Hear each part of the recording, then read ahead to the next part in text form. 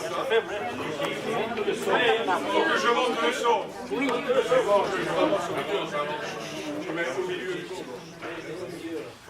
Donc d'abord, merci d'être venus si nombreux,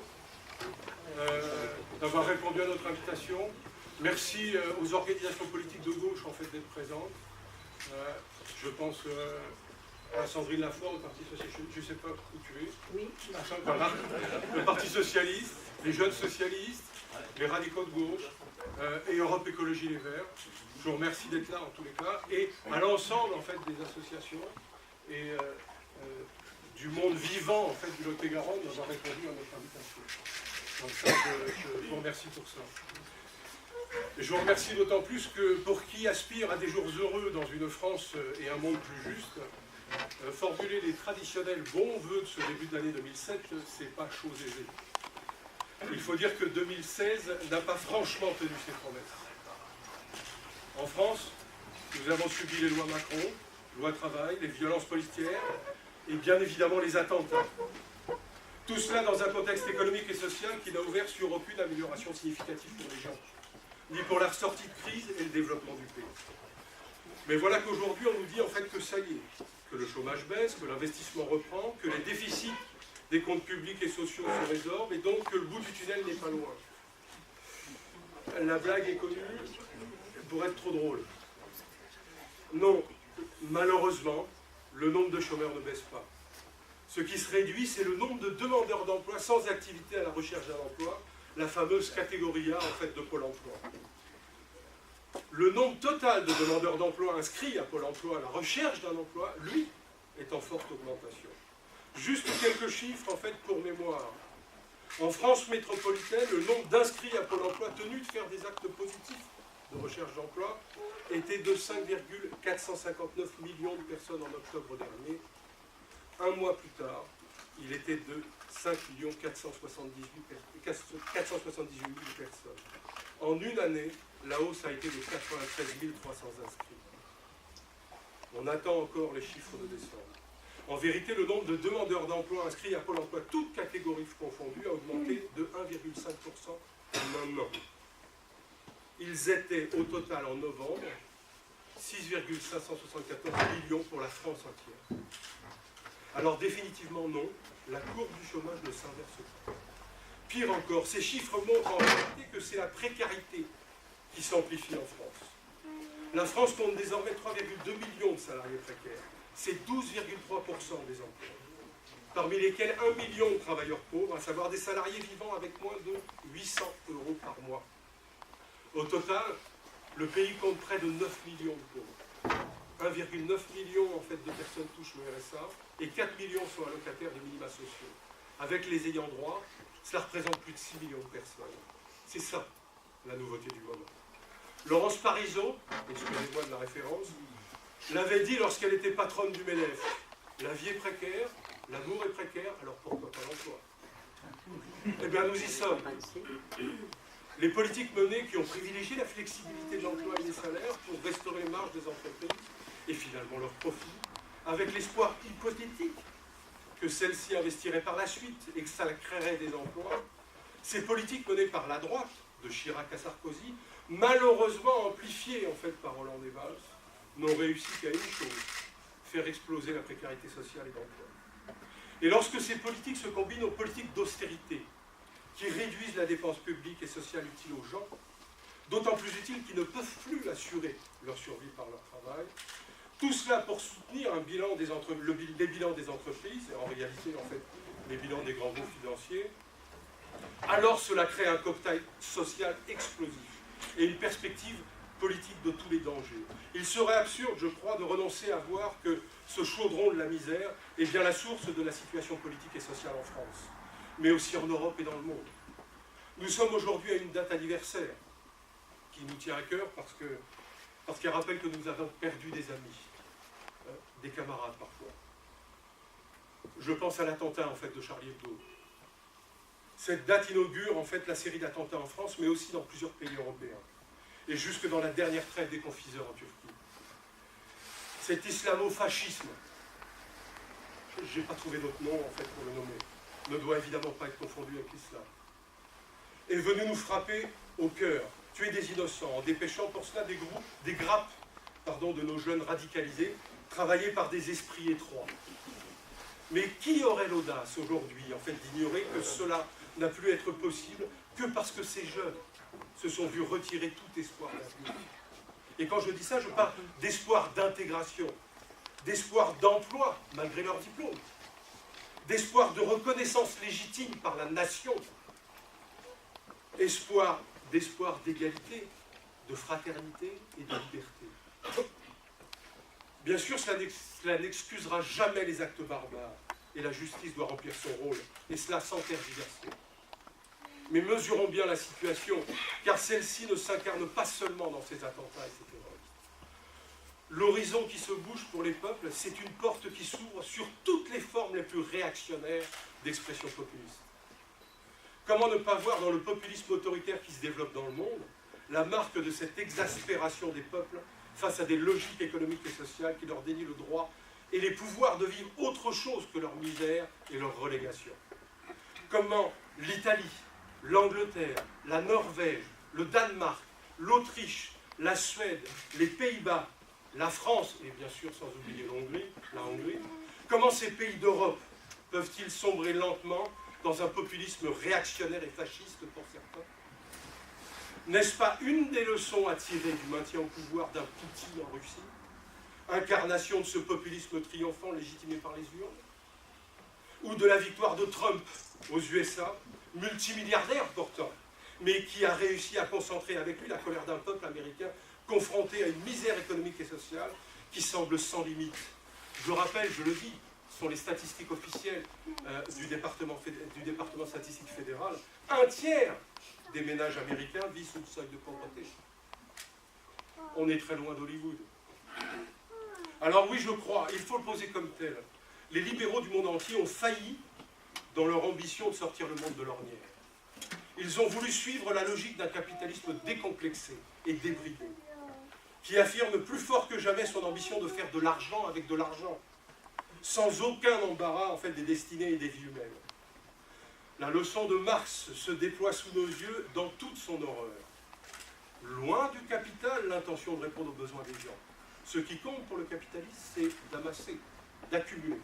Et s'il faut sacrifier au passage les hommes et leurs besoins, la planète et la vie dans sa globalité, qu'à cela ne tienne, du moment que le taux de profit s'élève, que le retour immédiat sur investissement est à 2 chiffres. Sauf que cette logique-là est en échec aujourd'hui. Et c'est d'ailleurs toute la contradiction de la situation. Puisque pour sortir de la crise, même les entreprises, ces lieux de création de richesse, de valeur, ont besoin de débouchés.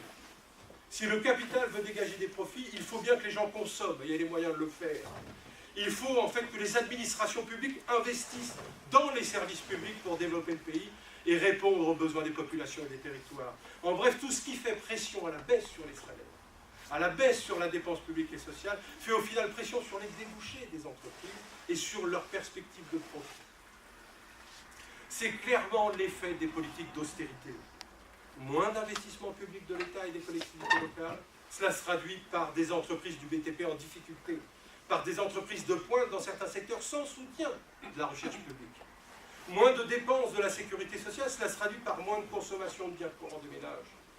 Moins de dépenses publiques et sociales, c'est moins d'efficacité sociale pour le pays et moins d'efficacité productive pour les entreprises. Et au final, c'est moins de salaire, moins d'emplois, plus de chômage et de précarité. C'est un cercle vicieux qui, en même temps qu'il déstabilise la régulation des marchés, ruine l'avenir des peuples et plombe tout espoir d'en sortir. Ce qui pousse vers les populismes de tout bord est le souhait de mettre un coup de pied dans la fourmilière. En vérité, s'il faut aller jusqu'au bout de l'analyse, on ne peut s'empêcher de constater que, même parmi les libéraux, beaucoup s'inquiètent d'une situation qui ne va plus depuis la crise de 2008. Le retour de la croissance reste un mirage, sans cesse annoncé, toujours reporté. Et les perspectives sont chargées d'incertitudes. Le Figaro, excusez-moi encore des références, je suis désolé, le Figaro du 30 décembre citait ces propos d'Ulrich Grillo. C'est le chef de l'organisation patronale allemande. Je cite, « Le niveau d'incertitude mondiale a augmenté, tout comme l'imprévisibilité. Malheureusement, je crains que cela ne change pas beaucoup en 2017. » Et oui, le niveau d'incertitude a augmenté en 2016. Nul parmi les grands stratèges du capital n'avait anticipé le Brexit. Nul n'avait anticipé l'élection de Donald Trump, par exemple. Idem pour l'Italie de Renzi, qui vient de faire l'expérience de ce rejet populaire. Et nul n'anticipe encore aujourd'hui leurs effets sur l'économie mondiale et nationale. Le Brexit est loin d'avoir produit tous ses effets sur l'Union européenne et son économie. Les vociférations protectionnistes d'un Donald Trump avant son élection font redouter d'ailleurs une guerre commerciale avec la Chine, entre autres. La chute de Renzi aggrave la pression sur un système bancaire italien au bord du gouffre, etc. L'article du Figaro, d'ailleurs, titrait « Risque politique maximal pour l'économie mondiale ». On ne saurait dire mieux. À cela s'ajoutent les risques de l'énorme instabilité des relations internationales. Les peuples du Moyen-Orient, d'Afrique, d'Amérique latine, mais aussi dorénavant d'Asie du Sud-Est, n'en ont pas fini avec les guerres impérialistes. Et l'arrivée des populismes aux manettes des pouvoirs d'État n'est pas sans inquiéter d'une possible internationale populiste dont l'axe Trump-Poutine pourrait être le socle. Et l'instabilité diplomatique soumise aux impératifs guerriers impérialistes, l'expression. On en voit d'ores et déjà les effets sur les peuples syriens, sur les peuples irakiens, mais aussi, ce dont on n'entend jamais parler, les peuples yéménites, sur les Kurdes. Effet d'ailleurs, en fait, qui pourrait aujourd'hui se propager à Cuba et au Venezuela. Nous ne devons pas sous-estimer ces éléments. Ils sont des récupérations concrètes, ils ont, des répercussions concrètes jusque dans notre quotidien. Nous voyons donc bien les difficultés dans lesquelles nous sommes aujourd'hui, nous, le mouvement progressiste, en fait, dans son ensemble, et plus particulièrement le mouvement communiste. En France, notamment, mais pas seulement. Il ne suffira pas de virer Hollande pour régler les problèmes. Je le dis haut et clair. Nous l'avons fait avec Sarkozy. Avec quel résultat? Le coup de balai ne suffit pas. Ce dont nous avons besoin, ce dont la France et son peuple ont besoin, c'est de construire le rapport des forces dans les luttes pour imposer au capital, à la finance et à l'État, la volonté émancipatrice de tous ceux qui subissent la logique d'exploitation du capital. Or, ce rapport des forces dans les luttes ne se construira qu'à une double condition, celle du rassemblement de toutes les forces de progrès sur des propositions progressistes de transformation sociale, des propositions communes à toutes ces forces de progrès. Oui, le changement ne se décrète pas, il se construit. Et dans cette construction du rapport des forces, nous, en tant qu'organisation politique, mais toutes les organisations politiques de gauche ont leur place. Voilà pourquoi 2017 sera pour nous en France une année vitale de grands choix politiques qui vont déterminer la politique du pays pour les 5 années à venir et le mouvement progressiste pour des décennies. Entre la tentation du repli nationaliste et xénophobe proposé par l'extrême droite, la fuite en avant libérale derrière une droite revancharde et ultra-réactionnaire, ou la poursuite d'une politique sociale libérale, il nous faudra batailler ferme pour convaincre les Français de faire un autre choix. Celui qui place l'humain au cœur des solutions de la bataille politique. Oui, je le redis ici, en 2017, notre avenir est en jeu. Nous devons relever la tête face à une droite qui a décidé de taper dur, encore plus dur, contre les salariés, les fonctionnaires, les jeunes et les retraités. Il n'y a qu'à lire le programme de Fillon, les choses sont claires. Ultra-réactionnaire. Face à un front national qui reste en embuscade de la désespérance populaire, en usant d'une parole qui se prétend sociale, mais d'idées de pratiques qui marchent au pas, derrière la droite ultralibérale. La gauche doit se montrer à la hauteur de l'enjeu. Dans le contexte actuel, sa division est pain béni pour les forces réactionnaires. Elle se déchire, chacun invoquant des ralliements inconditionnels derrière son étendard, plutôt que de bâtir ensemble les réponses aux besoins du pays et de nos concitoyens. Tout cela laisse champ libre à une perspective sans espoir pour le peuple aujourd'hui en grande souffrance. Si nous voulons déjouer ce piège, nous n'avons d'autre choix que de rassembler tous les progressistes, toute la gauche anti-austérité et de porter des propositions alternatives répondant aux besoins réels des populations. Nous devons ensemble, plus que jamais, porter ce projet de transformation sociale, nous rassembler sur la lutte contre les inégalités et nous mobiliser autour d'objectifs de progrès social, notamment pour une maîtrise de l'argent, le renforcement des services publics et la démocratie. C'est indispensable quand toutes les autres politiques ont échoué.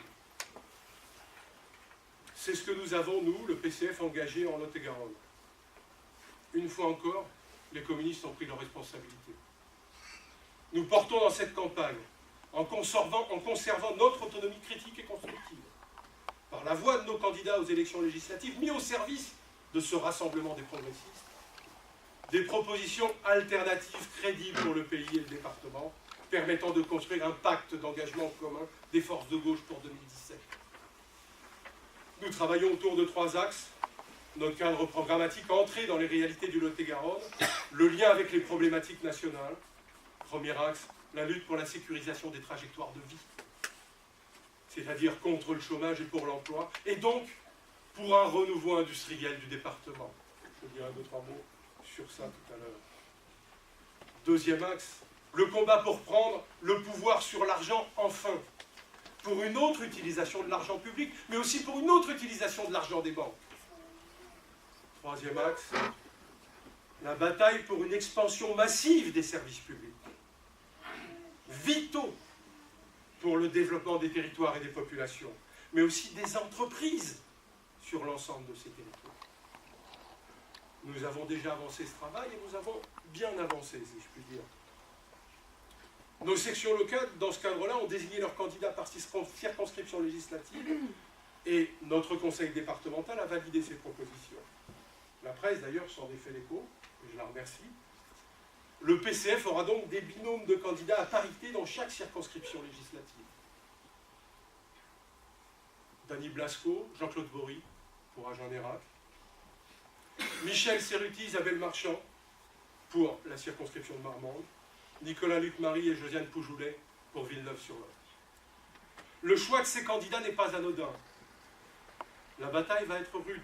Avec la droite et le paysage économique et social, nécessite de faire émerger des propositions concrètes répondant aux aspirations des Lot-et-Garonnais, comme aux besoins de développement du territoire. Réunir des syndicalistes et des acteurs politiques du terrain dans ces binômes est donc un atout.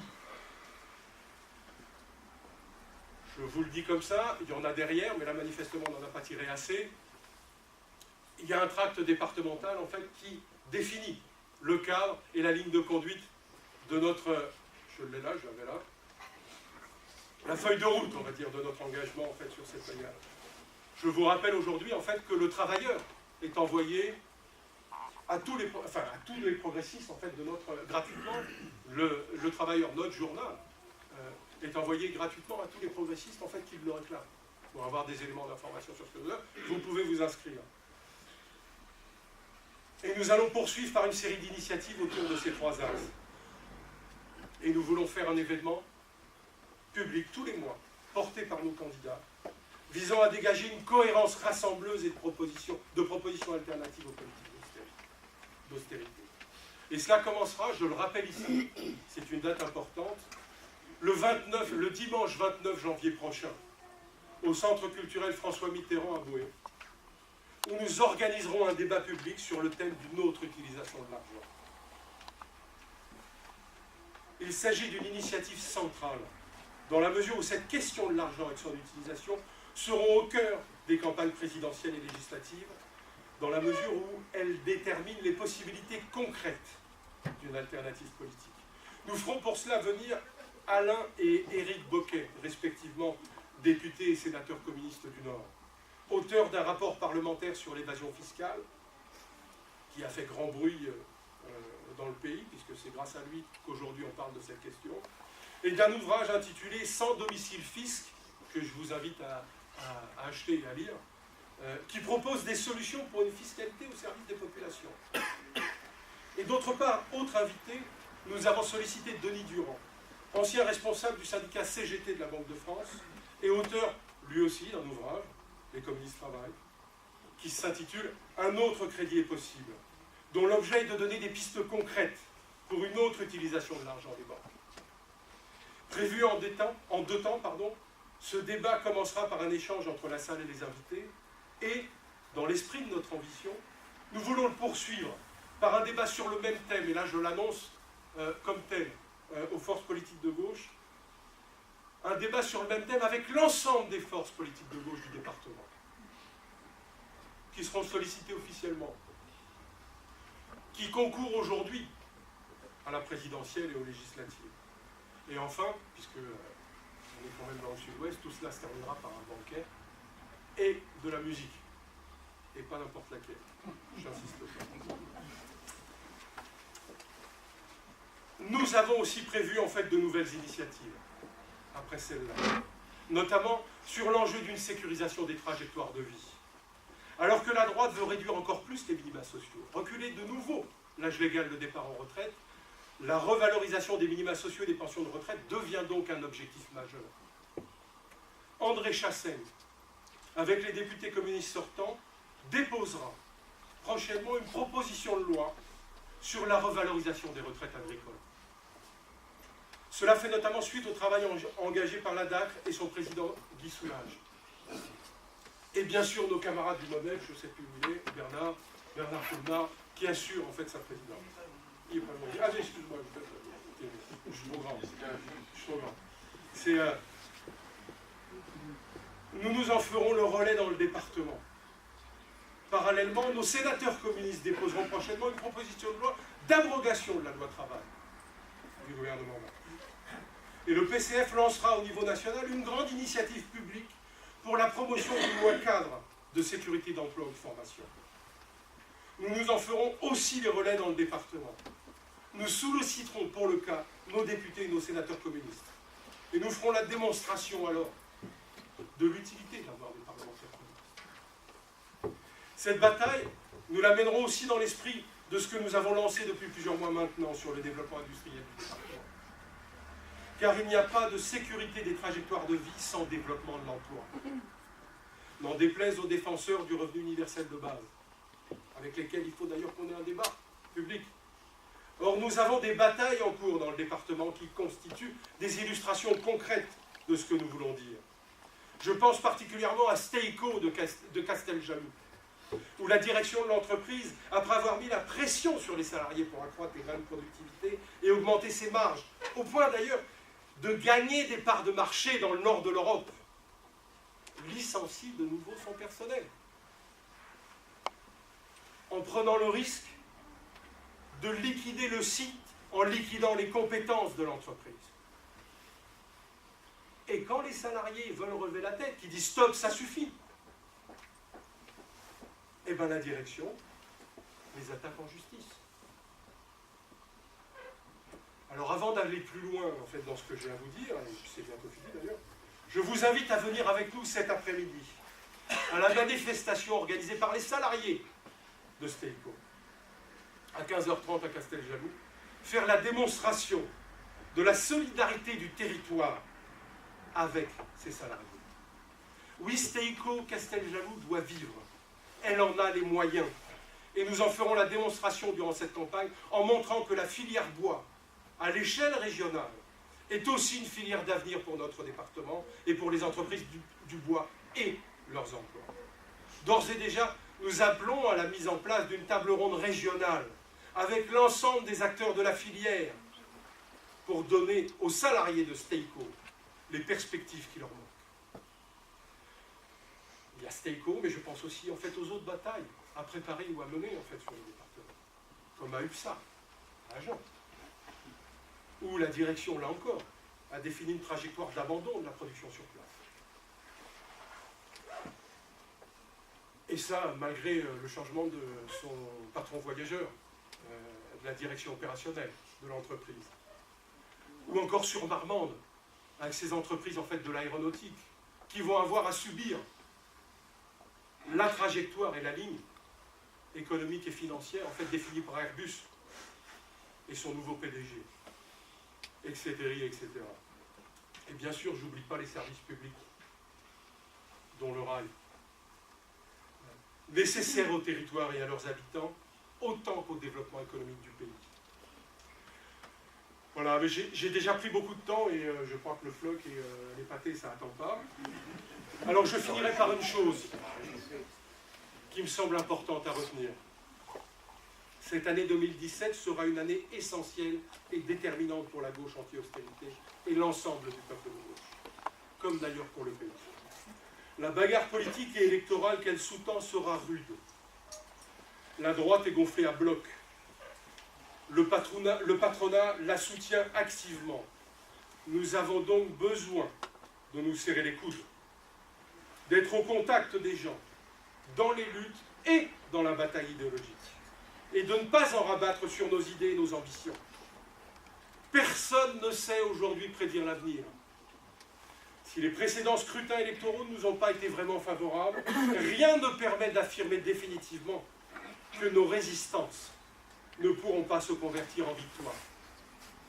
Alors cette année 2017, qui sera pour le coup, personne n'en doute, une nouvelle année de combat.